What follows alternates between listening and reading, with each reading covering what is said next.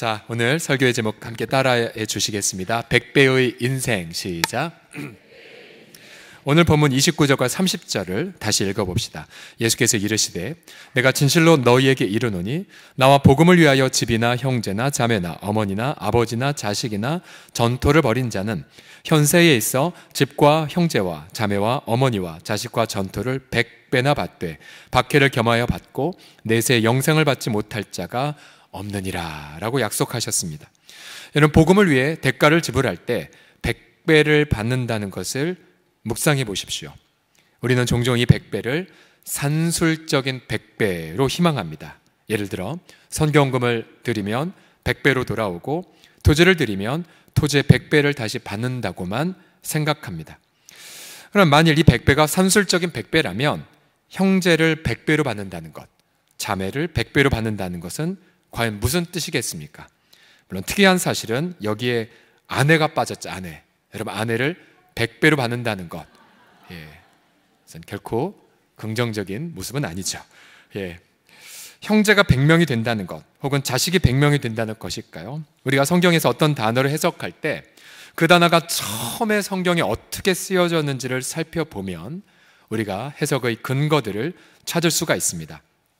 이 성경에서 100배가 가장 먼저 사용된 곳은 창세기에서 이삭의 농사의 부분에 사용이 되었습니다.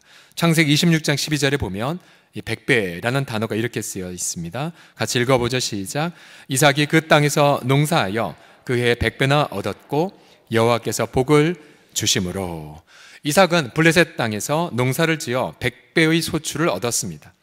이제 우리는 이삭의 100배를 묵상함을 통하여 복음을 위해 대가를 지불하는 자가 누리는 축복이 무엇인지 우리 두 가지만 살펴보길 원합니다. 첫 번째로 100배의 인생이란 무슨 뜻이냐면요, 하나님의 살아계심을 증거하는 인생이라는 뜻입니다. 따라해 주십시오. 하나님의 살아계심 증거. 시작. 하나님의 살아계심 증거.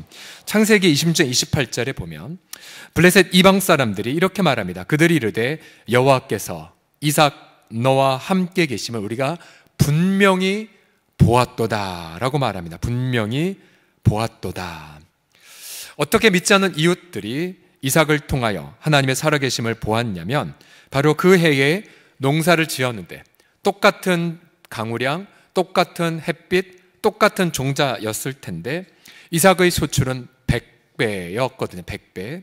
또 더군다나 이삭이 우물을 파는 것마다 우물이 솟았습니다. 처음에 블레셋 사람들 이삭을 시기했고 미워했죠. 그러나 블레셋 사람들이 이삭의 그 100배의 열매를 보고는 두려워했습니다. 그 100배를 통해 하나님의 살아계심을 경험했기 때문이죠. 그래서 그들은 이삭을 통해 하나님의 살아계심을 먼저 보고는 와서 자신들과 약조하자고 이렇게 제안합니다. 29절을 보시면 이삭에게 이렇게 말해요. 너는 우리 해하지 말라. 이는 우리가 너를 범하지 않고 선한 일만 내게 행하여 네가 평안히 가게 하였음이라. 이제 너는 여호와께 복을 받은 자임을 우리가 너의 100배의 소출을 보고 또 우물물을 팔 때마다 파는 걸 보고 인정하겠노라고 고개를 숙입니다. 여러분, 이 시대도 동일한 원리를 경험합니다. 여러분, 우리가 주님과 복음을 위하여 대가를 지불할 때 핍박과 어려움이 찾아오죠. 그러나 그 대가를 지불한 것을 통해 여러분 무엇을 경험합니까? 바로 하나님의 살아계심을 강렬하게 드러내게 됩니다. 하나님의 그 살아계심을 통하여 믿지 않는 사람들이 우리를 두려워하게 되죠. 우리를 인정할 수밖에 없는 열매가 맺혀지게 됩니다. 순서가 이것이죠. 주님과 복음을 위해 우리가 대가를 지불하는 것. 그래서 여러 어려움을 겪지만 그러나 그것을 통해서 하나님의 선명한 살아계심이 우리의 삶 속에 드러나게 되죠. 우리의 어떤 시간적 헌신, 또 물질의 지불, 또 무엇보다도 기도의 무릎, 또 참고 인내하며 감사를 드리는 등등 저마다의 대가를 지불하는 것을 통하여 바로 하나님의 살아계심이 드러난다는 사실. 예를 들어 사업에 기이한 도우심을 받는다든지 아니면 탁월한 성과를 맺는다든지 또 악조건 속에서도 형통한 역사가 일어난다든지. 그래서 여러분, 주님과 복음을 위해 마음껏 대가를 지불할 때에 내가 작은 것을 드렸지만 100배 이상의 열매, 어떤 열매입니까? 바로 하나님의 살아계심을 믿지 않는 이웃들에게 강렬하게 드러나는 그 증거. 너를 보니 하나님이 살아계신 것 같아. 너의 사업하는 걸 보니 하나님 분명히 계시구나. 언제나 이삭처럼 열매를 맺어가는 우리 모두가 되기를 예수님의 이름으로 축복합니다. 두 번째로, 그리고 마지막으로 백배의 인생은 화목의 열매라는 의미가 있습니다. 화목의 열매, 따라해 주십시오. 화목의 열매. 처음에 블레셋 사람들은 이삭을 시기해서 우물을 흙으로 메웠습니다. 그러나 이삭은 다투지 않고 우물을 양보했죠. 이삭이 다른 곳에 가서 우물을 파자 또 우물물이 솟았습니다. 그러자 다시 다툼이 일어났습니다. 물이 부족한 곳에서 우물물은 생존 그 자체였기 때문이었죠. 이삭은 싸우지 않고 다시 양보합니다. 그리고 다른 곳에 가서 우물을 파죠. 또 다투었죠. 22절 창세기에 가서야, 26장 22절에 가서야 더 이상 다툼이 없습니다. 같이 창세기 26장 22절을 다 같이 읽어보죠. 시작. 이삭이 거기서 옮겨 다른 우물을 팠더니 그들이 다투지 아니하였으므로 그 이름을 르호봇이라 하여 이르되 이제는 여호와께서 우리를 위하여 넓게 하셨으니 이 땅에서 우리가 번성하리로다 하였더라. 아멘. 자, 믿는 사람은 믿지 않는 사람들 위해서 넉넉히 양보할 수 있었습니다. 왜냐하면 하나님께서 공급의 주님이 되시기 때문이죠. 이삭이 고백했던 바 여호와께서 우리란 이 우리 속에는 믿는 사람들 뿐만 아니라 믿지 않는 사람들까지 포함한 개념입니다. 하나님이 바로 우리의 모든 이 세상 사람들을 위하여 우물물을 터뜨려 주셨으니 우리는 여기서 열매를 맺을 것이라고 말하고 있죠. 결국 이삭은 반복해서 우물 파는 수고를 통하여 대가를 지불했죠. 그 결과가 무엇입니까?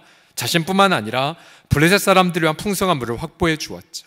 결국 100배의 열매란, 100배의 인생이란 우리와 믿지 않는 사람들 사이에 화목의 열매가 맺혀지는 것입니다. 화목의 열매. 지금 우리 피택자 훈련 교재로 켄산대의 피스메이커라는 교재를 가지고 공부하고 있습니다. 저도 다시 몇 년 만에 다시 꺼내 읽으면서 다시 한번 이 부분에 강렬한 도전을 받습니다. 그것이 무엇이냐면 우리가 믿는 이 복음 자체가 화평을 위한 소식이라는 사실이에요. 화평을 위한 것. 즉 하나님과 우리가 원수관계였지만 예수님의 십자가 보혈로 화목하게 되었다는 소식, 또한 그 화목의 소식을 전할 때에 우리 수평적 관계에서도 화목의 열매가 맺어진다는 소식이지 않습니까? 히브리서 12장 14절을 보십시오. 다 같이 읽어보겠습니다. 시작. 모든 사람과 더불어 화평함과 거룩함을 따르라. 이것이 없이는 아무도 주를 보지 못하리라. 여러분, 만약 이삭이 농사만 100배만 지었고 우물만 많이 팠지 정작 블레셋 사람들과의 화목의 열매가 맺혀지지 않았다. 여러분, 그것은 진정한 100배의 열매가 아닙니다. 또한 아무리 그렇게 농사의 소출을 거뒀다 할지라도 화목의 열매가 없다. 그럼 블레셋 사람들은 절대로 하나님의 살아계심을 인정하지 않았을 것입니다. 아니, 저 이삭은 농사는 잘 되었고 그러나 우물물은 절대로 양보 안 하니, 그래서 이삭에게 난 너가 여호와 종교를 믿는 건 알겠지만 너를 통해서 하나님의 살아계심 모르겠다라고 아마 비난했겠지요. 혹시 여러분, 내 기업이, 내 일터가 선교를 위해서 뭔가 일정 금액의 수익을 쓰지만 혹시 내 일터에서 종업원을 학대하거나 혹은 박봉으로 고통하고 있지는 않습니까? 여러분, 그 기업이, 어떤 기업이 아무리 복음사역에 돈을 많이 써도요, 일터 안에 화목의 열매를 맺지 않는다면, 또 세상 속에서 화목의 열매를 맺지 않는다면 여러분, 그 기업은 선교기업이 아니에요. 선교기업이 아니에요. 여러분, 우리는 그동안 한국교회 안에서 이 100배를 오직 돈과 재정으로만 생각했습니다. 화목의 열매를 생각하지 않았어요. 그래서 어떤 기독인들의 사업에 교회에서는 장로요 직분자로 간증하고 다녔지만, 그러나 정작 그 회사의 종업원들은 그런 박봉과 그리고 그런 어떤 불이한 노동 형식으로 인하여서 엄청난 많은 고통을 겪은 사례들, 우리 부지기수를 볼 수가 있죠. 또 어떤 기독교인들은 그렇게 늘 간증하면서 선교원금 많이 보낸다고 자랑하지만 그들의 사업 현장에 부정과 탐욕이 가득할 수 있습니다. 또한 어떤 기업은 신우의 모임도 하고 선교비도 많이 드리지만 종업원들에 대한 노동의 정당한 대가를 주지 않습니다. 내부에서 탄압을 하고 학대를 하죠. 여러분, 이 기업은 선교적 기업이 아닙니다. 왜요? 화목의 열매를 맺지 않았기 때문이죠. 따라서 그 사업주는 기독 경연이라고 말할 수가 없습니다. 여러분이 100배의 열매 속에서 반드시 화목의 열매가 보장되어 있다는 것을 묵상하십시오. 그래서 오늘도 내가 나의 시간과 또 대가와 내 진액을 쏟으며 그렇게 주 앞에 바쳤을 때에 하나님, 나로 하여금 나를 통하여서 믿지 않는 사람들과 나 사이에 화평의 열매가 맺혀지게 하여 주옵소서. 하나님, 그래서 하나님의 살아계심을 분명하게 이방 사회에서 드러내는 우리가 되게 하여 주옵소서. 여러분, 그때 그분은 100배의 인생을 누리는 분이 될 것입니다. 제가 지난주에 굿윌 스토어를 창립한 에드거 헬름 목사님의 스토리를 나누어 드렸죠. 보스턴의 그 빈민가에서 단순히 구제만 능사가 아님을 깨닫곤 일자리 창출을 위해 손수레를 끌고 다니며 옷가지 등을 모아 잘 정리해서 저렴하게 판매하는 일자리를 창출한 그 목사님, 이제 굿윌 스토어의 매출액이 10조 원이 넘는 그런 미국에서 두 번째로 큰 NGO 단체가 되었음도 말씀을 드렸습니다. 근데 이런 에드거 헬름의 이런 목사님은 그 아버지 윌리엄 헬름 때로부터 이어진 것입니다. 그 아버지 가족 사진 나오는데요. 저 사진의 오른쪽에 계신 분이 호수염 기르신 분이 윌리엄 집사님이세요. 집사님. 그리고 에드거 헬름 목사님은 제일 이제 키가 우뚝 서 계신 오른쪽에 계시면 여러분 기준으로 저분이 이제 에드가의 젊은 시절입니다. 윌리엄 집사님. 이분은 서부 개척 시대를 살았던 분이셨어요. 가족들과 함께 서부로 이주하셨던 분. 근데 이 아버님은 언제나 목사님들 집으로 초대하는 걸 기뻐하셨대요. 그 당시에 말을 타고 순회하며 설교하시는 목사님들이 있으셨고요. 특별히 이 서부 개척지에 어떤 목사님을, 그 교회 목사님을 이제 섬겼고, 그래서 이 아버님 윌리엄 집사님은 집에서 식사를 정성껏 대접하고 또 목사님들의 이 급여를 담당하는 집사님이셨습니다. 그러니까 우리로 말하면 재정 담당, 또 사랑방센터 담당, 또 선교회 담당 집사님이라고 할 수 있죠. 근데 그 당시에 미국 사회에 서부에 개척을 했지만 메뚜기 재앙이 덮쳐져서 순식간에 성도들의 소출이 다 핍절한 일들이 여러 해가 반복됐다고 합니다. 성도들의 삶이 어려워지자 헌금이 줄었고 이 목사님이 큰 고통에 빠졌다고 합니다. 사모님은 병을 앓고 목사님의 자녀들은 추위에 떨고 굶주렸다고 합니다. 윌리엄 집사님은 많이 배우지 못했지만 그러나 헛간의 건초더미 위에 무릎을 꿇고는 그 농부 특유의 투박하지만 진심 어린 말로 하나님께 이렇게 기도했다고 합니다. 하나님, 은혜의 보좌에 계신 하나님, 목사님 일가족의 필요를 공급해 주세요. 다음날 아침 윌리엄 집사님은 호숫가에서 얼음 낚시하는 사람들 모두 다 찾아갔습니다. 그러면서 이들에게 이렇게 제안했대요. 자, 오늘 월요일 날 잡히는 모든 물고기는 목사님께 드리자라고 제안했다고 합니다.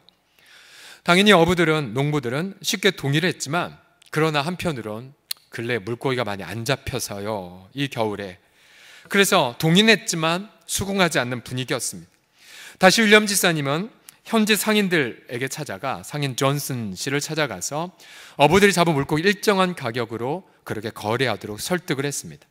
월요일 아침 당일날 다시 윌리엄 집사님은 간절하게 목사님과 아픈 사모님과 자녀들을 위해 기도했습니다. 자, 호수에 있는 모든 어부들은 메뚜기 재앙으로 궁핍했죠. 그러나 그날 월요일 목사님과 마음을 합하도록 결단했습니다. 그날 월요일 날 놀라운 일이 일어났습니다. 이 따뜻한 남풍이 불기 시작했는데 남쪽에서 바람이 불어오자 물고기들이 떼를 지어 움직이기 시작을 했고, 그날 월요일 그 지역 역사상 가장 어획량이 많은 날로 기록이 돼버렸습니다.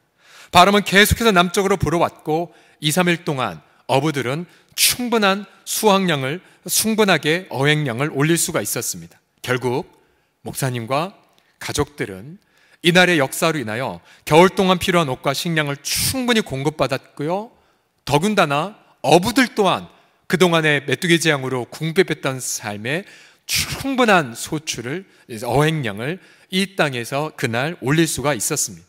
여러분, 이것이 바로 100배의 인생입니다. 100배의 열매. 저는 우리 모든 성도들이 우리 복음을 위하여 이렇게 귀한 대가를 지불했을 때 여러분의 그런 섬김의 현장들마다 100배의 열매를 맺는 역사가 가득하기를 예수님의 이름으로 축복합니다. 예. 사실 어제 제가 오늘 이제 설교문을 다 작성하고 나서 이제 설교 여러 선교 항목 중에서 보면 선교 헌금이 70몇 %밖에 없어서 이제 결산해 보니까, 그래서 제가 여러분 선교 헌금이 부족합니다라고 말하려고 원고는 안 썼지만 이렇게 작정을 했었어요. 근데 이제 오후에 결산 당회를 했습니다. 당회를 하면서 쭉 이제 재정 담당 장로님들 쭉 보고를 하면서 이런 걸 얘기하시더라고요. 자, 일반 회계의 지표는 70몇 %로 작은 것 같지만 옆에를 보세요. 특별계정의 목적헌금이 이만큼, 제가 기억이 정확히 모르면 한 8천만 원이에요, 작년에. 이만큼을 여기에 더해보면 우리 성도들 넘치게 헌금한 겁니다. 아, 그렇군요, 그렇군요. 일반 회계 말고 옆에 특별성의 장학헌금이라든지 많은 목적 헌금들을 더해보니까 우리 성도들 작년에 힘에 지나도록 자원하며 기쁨으로 예물을 드리셨더라고요. 할렐루야. 너무 저희들이 감동을 했어요. 아, 그렇구나. 회계 지표상이 부족한 게 진짜 부족한 게 아니었구나. 이런 마음에 얼마나 뭉클한 감동을 받았는지 모릅니다. 여러분, 그래서 여러분들의 각각이 만약 여러분들의 그런 삶의 여정 속에서 무언가 부족하다, 또 무언가 채워지지 않은 부분이 있다, 특별히 오후 예배에 오신 여러 우리 성도들께서는 우리 에드가 헬런 목사님의 그 아버님 윌리엄 집사님처럼 무릎 꿇고 하나님, 제 손이 100배의 통로가 되게 하여 주시옵소서 라고 여러분 그렇게 기도하셔야 돼요.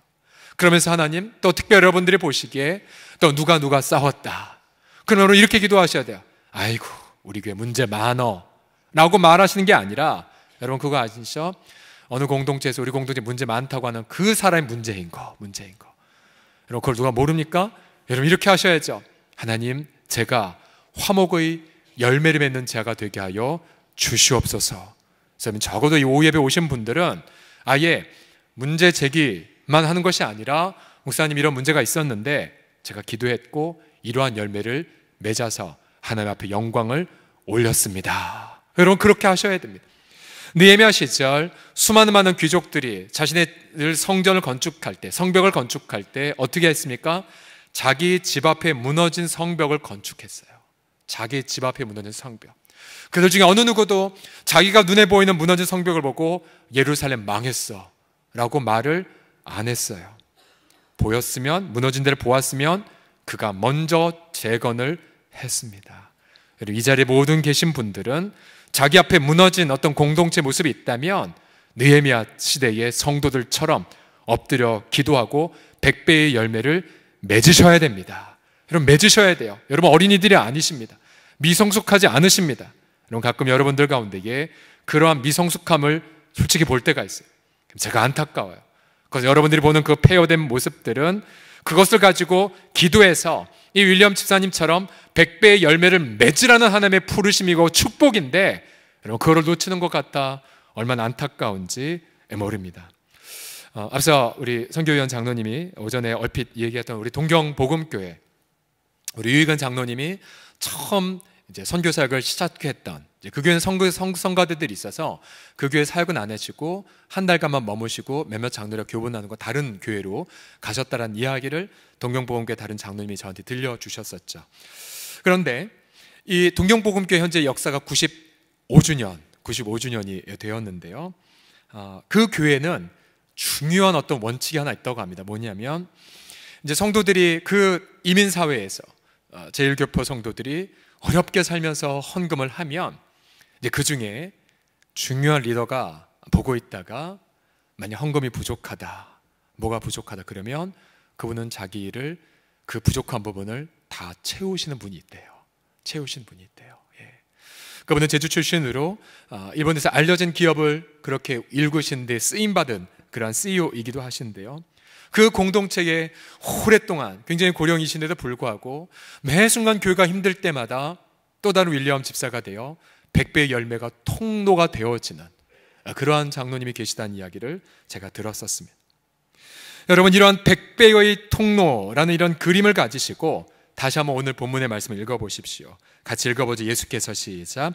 예수께서 이르시되 내가 진실로 너에게 이르노니 나와 복음을 위하여 집이나 형제나 자매나 어머니나 아버지나 자식이나 전토를 벌인 자는 현세에 있어 집과 형제와 자매와 어머니와 자식과 전토를 100배나 받되 밖에를 겸하여 받고 내세의 영생을 받지 못할 자가 없느니라. 아멘.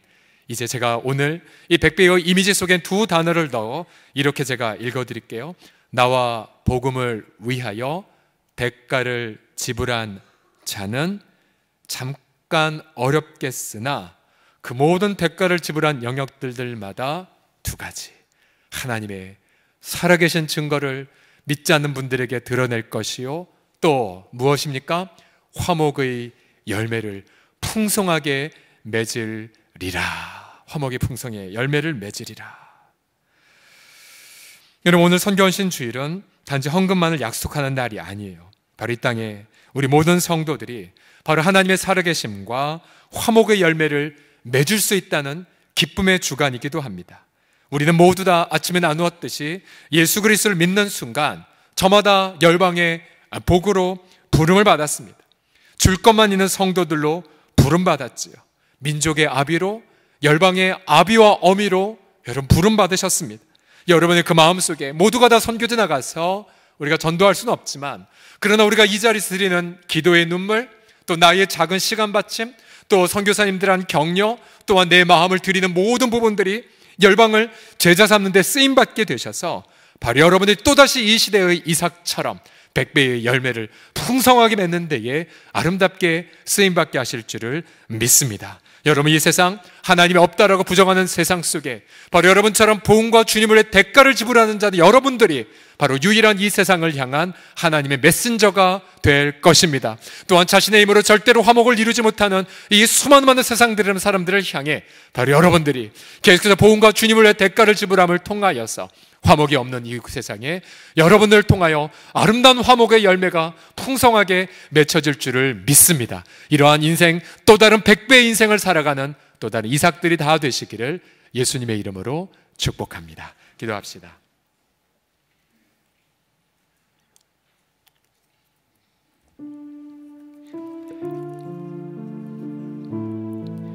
주님을 사랑하여 우리가 주 앞에 대가를 지불했고, 예수님이 우리를 향해 복음에 대한 뜨거운 열망을 불어넣어 주셨기에 우리는 주님 앞에 드리는 것이 기쁘고, 우리는 주 앞에 헌신하고 주 앞에 쓰임받는 것이 행복이로소이다. 주 예수님, 올해도 변함없이 우리의 마음을 주 앞에 드린 자들을 통하여 주님 하나님의 살아계심의 영광, 또 화목의 풍성한 열매들이 맺혀지게 하여 주옵소서.